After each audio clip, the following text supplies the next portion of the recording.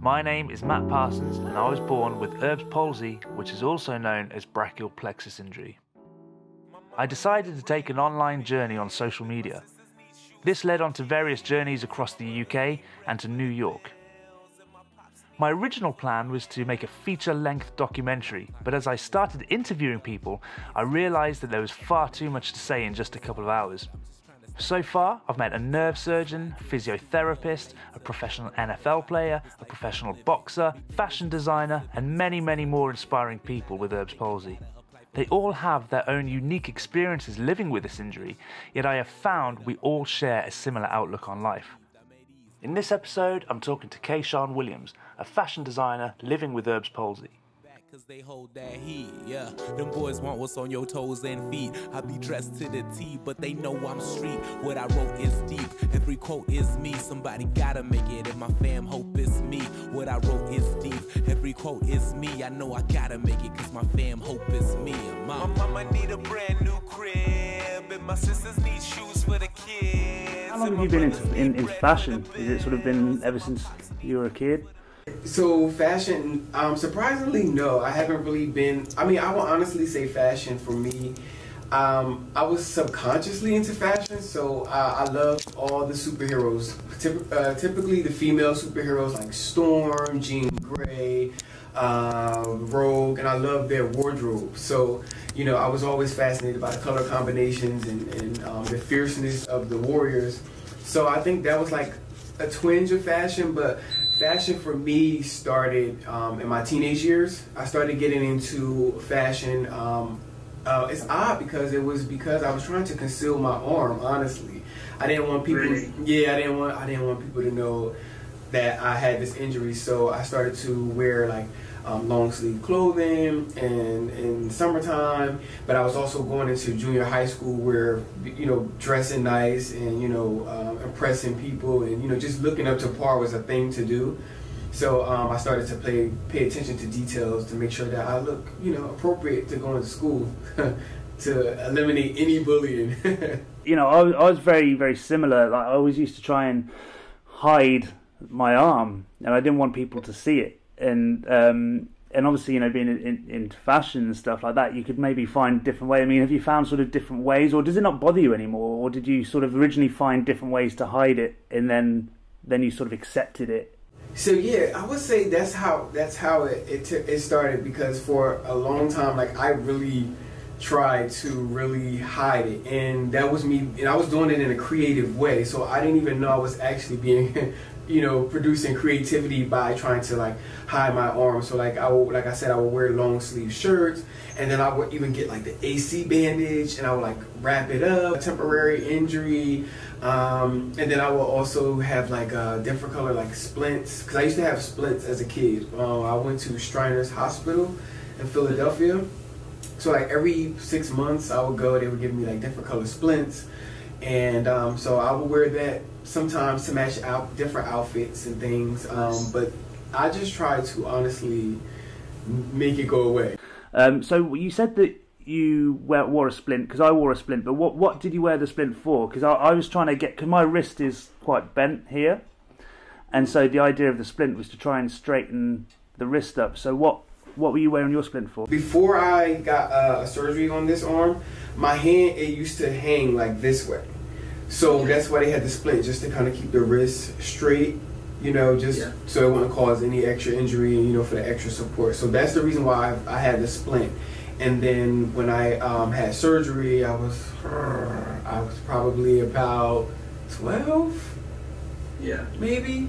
I was young. I was young, and then they put a rod in it just to straighten it out.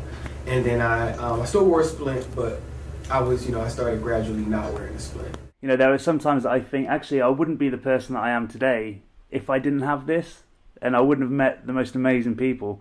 And it is a blessing in a way, and I think it's trying to change that mindset, isn't it? And owning it, I think owning it and making it part of your identity. Yes, listen, Matt, if it wasn't for changing my mindset and my perspective on this injury and on my capabilities and abilities, I wouldn't even be talking to you right now. I mean, I'm not a fashion expert by any stretch of the imagination, and I don't really know much about the fashion world. how's sort of the fashion world sort of accepted you having sort of an injury like this? Because I've seen some videos of you, you know, making amazing garments, and you know, and it's incredible, and we'll talk about that in a minute. But have you found that in your line of work that you've sort of come across people that have said, well, you'll never make it because of this injury, or anything like that? Here's the thing, when it comes to being a guy with an arm injury and a sewer, which requires 2 arms, in the fashion industry, people are in disbelief first. So majority of the time is in disbelief. It's like, there's no way you did that with 1 arm. And it's not necessarily in a demeaning way, but it's just like, it's more so shock value that happens when it comes to the fashion industry, because they see these garments and they assume that it's created, you know, regular way. But when they see that I'm the one who actually physically creates it from scratch, they're blown away. Now, when it comes to dealing with, let's say, personal clients or people when it comes to custom garments and things like that, some people prejudge, and you know, I'm an energy reader, so you can kind of feel when they're like skeptical. Like, I had to learn how to trust myself, because I will run myself amok trying to make, you know, telling myself like, oh my god, can you really do it? And I'm just like, no, that's someone else's, you know, someone else's fear being projected onto me. So honestly, I think fashion people has accepted it well, because it's almost like an anomaly. So what is actually your line of work? So do you design like items of clothing for specific people, or and you said that you're a rapper as well, so it sounds like you do various different projects. So okay, so primarily fashion designer. So a fashion designer, costume designer. One of my dream goals as a designer is to become a costume designer, to design for motion film, television, as well as for, you know, different high profile clients, for red carpets. I love haute couture garments, so that's typically my lane of design, is haute couture, and streetwear. So I combine like the elements of streetwear, and I combine the haute couture, which is like the very high end style of designing, and I intertwine both of them, and that's basically the aesthetics of the Mannequin brand. I actually started writing music when I was about like 13, 14, way before I even started thinking about fashion. So that actually was like one of my first outlets as a creative, and what brought it back was I just wanted to honestly showcase my fashion in music videos, because that's another promotional tool. So yeah, I rap whenever I'm not creating a gown. You sort of mentioned like your mum and dad earlier, and were they quite supportive with this injury with you? Were they sort of helping you growing up, sort of giving you, sort of helping you with determination and sort of and with your arm and exercises and things like that? Yes, definitely. I mean, honestly, if it wasn't for my family, I don't know how I would have made it with, you know, without their support. My dad actually stopped working when I was born, because he had to, you know, he had to take care of me, because my mom was full-time nurse. So she kept working, and he stayed home to, you know, to take care of me. And he also, like my father, for instance, he instilled a lot of great values, self-respect. You know, he taught me how to be a man. And then my mom taught me about the compassion, and she taught me how, you know, how to work hard, because she's someone that I've seen work since I can remember what work was. She was that, you know, she was that figure. She was always that strong figure. So I love my parents so much, and my entire family. Like, they literally, when I come home, they don't remind me that I have an injury. You know what I mean? I'm just like kids, like the rest of the kids. Is there anything that sometimes you get a little bit frustrated with, and things that you can't do? Yeah, I mean, okay, so fashion related, you know, one of my arms, the sizes of my arms are different. So the sleeves fit different. The length of my arms are different. So like the sleeve lengths have to always be adjusted. Sometimes, like, I don't want to roll up my sleeves, but I have to, because if I don't, one arm will look drowned and I'm very particular about my vanity. So when it comes to fashion, that is a key element. You know, I just sometimes wish I could just tie my own shoe. You know, I even wanted to play I thought about playing baseball when I was a kid. I did play flag football once, but I stopped when I got tackled. When I got tackled, I was like, oh no, this is not for me. But baseball was something I was very interested in, but I think I was interested in because I felt like I couldn't do it. So I was more intrigued because I'm like, I want to try this because I'm a curious person. I wanted to try it, but I'm like, this is something that's literally going against my whole ideology of a person right now because of my arm. So I think there's always ways to adapt, isn't there? Like the way that you've done. You know, there's ways of finding our own way of doing things.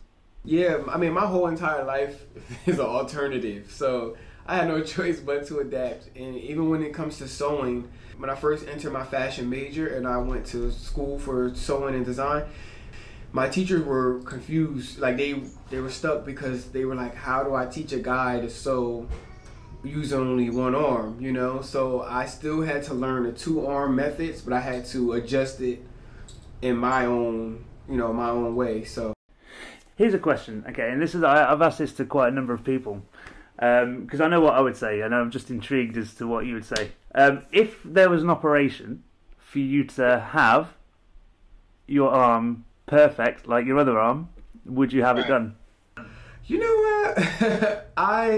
Wow. Because I think about that. And I'm like, my life is so amazing and I'm so blessed, and it's like 85% because of my arm, honestly. I don't know. Like I'm so like literally on the fence because I would love to have both physical arms, but I'm like, if I have both my arms fixed, I would be like a regular designer, like everything would kind of be like mundane, and I don't know, like more so like I would just rock with it. Like honestly, it's really my identifier. Like it's really like my identifier right now. So if I was to change it, I would be kind of redefining who I was, and now, rediscovery at 29. Oof. No, it's a unique selling point, isn't it? It's what makes you you as well. It's that thing that, you've got a story, and that's amazing, and it's so inspiring. And I know there's going to be so many people out there that are inspired by you. Do you do any exercises at all? I work out, like I exercise, just to have a nice fit body. So I run. I do a lot of ab workouts. And I am, like, as of 2020, I started to do arm workouts with my resistance band over here. And just to actually bulk up the arm. So, like, I've been seeing, like, great results. Like, my arm used to be very small, but now it's, like I can't even put my arm around it. So I'm like, okay, progress. So I do, workouts like that. When it comes to, like, the fingers, for the most part, I just kind of, like, stretch them out. Massage them. I just give it like some tender love and care. I haven't really, again, found any exercises that was geared towards, the injury. So I just do with, regular exercises and things just to I want to like proportion the body, typically the upper body. What piece of advice would you give to, kids or even adults living with this injury?